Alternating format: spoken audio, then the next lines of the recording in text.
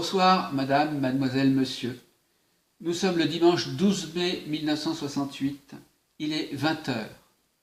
Bienvenue à l'ORTF, l'Office de radio-télédiffusion du Forêt, la voix de son maître. Grève générale, maintenue pour ce lundi 13 mai, par les centrales syndicales. Manifestation commune à Paris et en province.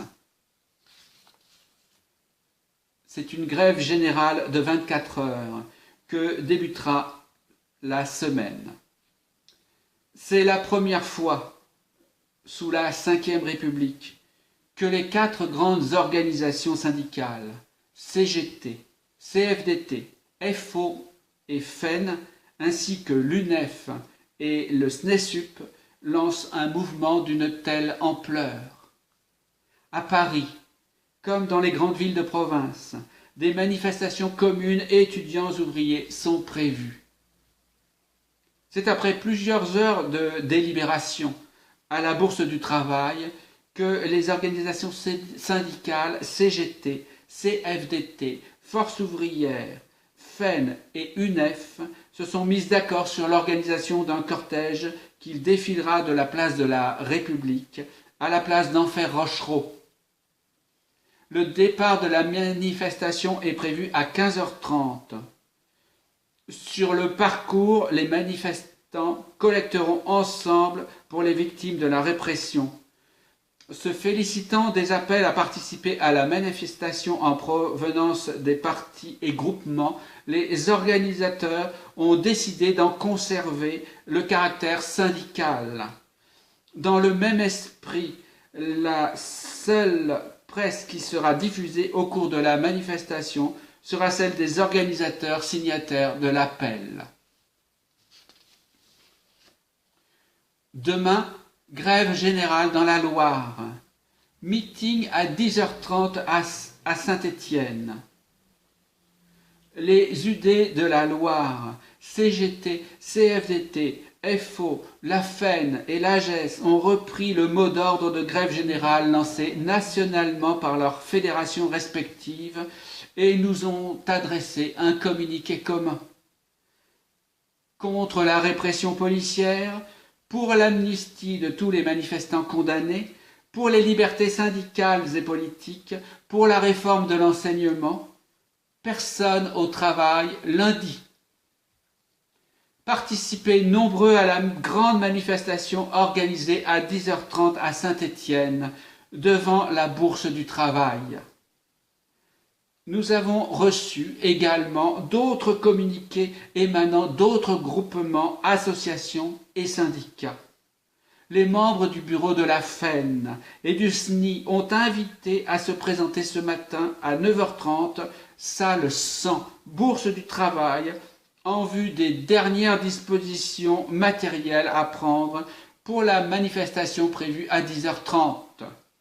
Les fédérations des parents d'élèves et associations de parents d'élèves des lycées Claude Foriel et Honoré d'Urfé invitent les parents à ne pas mêler leurs enfants mineurs à des manifestations où ils n'ont pas leur place. La fédération et l'association de Saint-Étienne regrettent que le mouvement de grève scolaire ordonné le 26 février et le 4 mars dernier contre les projets gouvernementaux relatifs à l'orientation future sociale et professionnelle n'ait pas été compris à temps par les pouvoirs publics. Suite à la position prise par la Confédération générale des cadres qui tient à affirmer sa solidarité avec les étudiants, cadres de demain, l'Union régionale CGC invite ses adhérents à suivre les décisions prises par notre Confédération sur le plan national.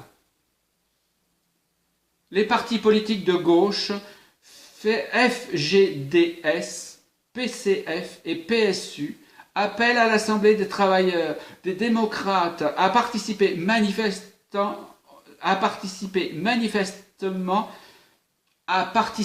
massivement aux manifestations qui se dérouleront ce jour-là, à l'appel des organisations syndicales unies dans tout le département.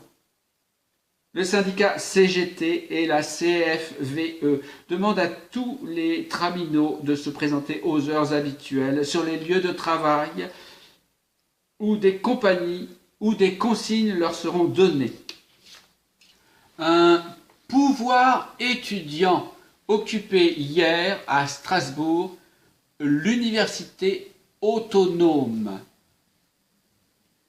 Le palais universitaire, les facultés des lettres et de droit, de médecine et plusieurs instituts étaient toujours occupés hier à Strasbourg par des groupes d'étudiants bien organisés en l'absence de toute opposition. Le premier conseil étudiant de l'université autonome de Strasbourg, qui siège presque en permanence au palais universitaire, tentait d'en faire entrer dans les faits l'autonomie. Depuis hier soir, l'occupation des locaux, décidée à l'issue du défilé qui a réuni 4500 personnes, a revêtu des formes diverses. Il s'est traduit soit par la présence de contingents symboliques, soit par des colloques avec des professeurs groupants, à la faculté des lettres par exemple, plusieurs centaines de personnes. Il est incontestable que l'université de Strasbourg est livrée à une sorte de pouvoir étudiant. Pour entrer dans les nouvelles facultés occupées, il faut montrer patte blanche. Un service de presse, à l'exclusion de tout autre organisme, diffuse des informations aux journalistes. Le conseil étudiant, dont la caractéristique est de ne pas posséder de dirigeant permanent, pour empêcher sa personnalisation, refuse tout contact. À la faculté des lettres, qui a été à la pointe du mouvement, le bureau du doyen était occupé par une dizaine d'étudiants. Certains d'entre eux ont veillé durant 2 nuits et dorment à même la moquette. Il n'a pas encore été possible de savoir quel a été l'effet de la déclaration de M. Pompidou. Le service de presse refuse de donner des indications à ce sujet pour le moment. Un communiqué des aumôniers de l'enseignement supérieur de Lyon.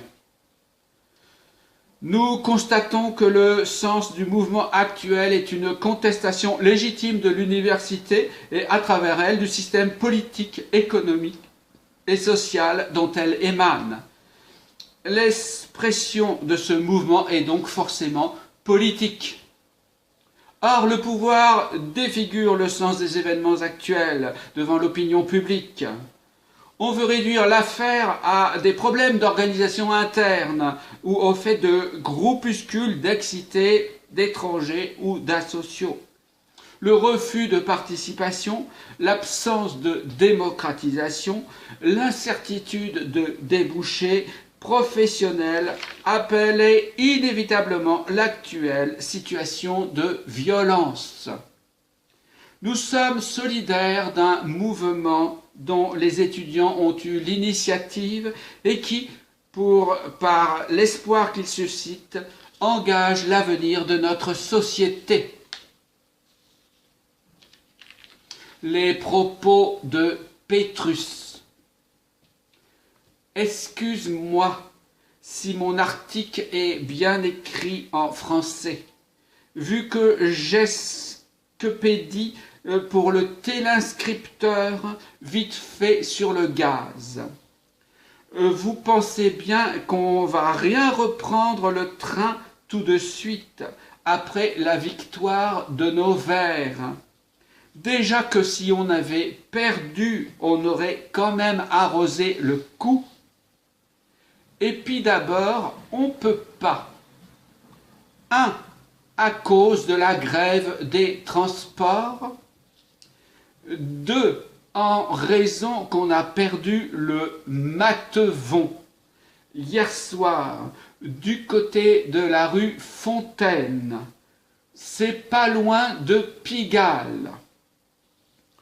On ne sait même pas s'il a été à Colombes. En tout cas, il n'était pas à la gare de Lyon où c'est qu'on avait rendez-vous. Faut dire qu'on y est arrivé à que pas mal de retard. Il n'y a que le fanfan qui s'est fait gourmeter par la marinette et qui sont repartis haricots presto pour Saint-Étienne. Elle m'a fait comme ça. Tu comprends, demain c'est la fête à bras. Quand c'est qu'on est cadre, à la grande Manu, faut donner l'exemple. Va bien, on est resté à que le lu entre gentleman. À bientôt de nos nouvelles. Bonsoir.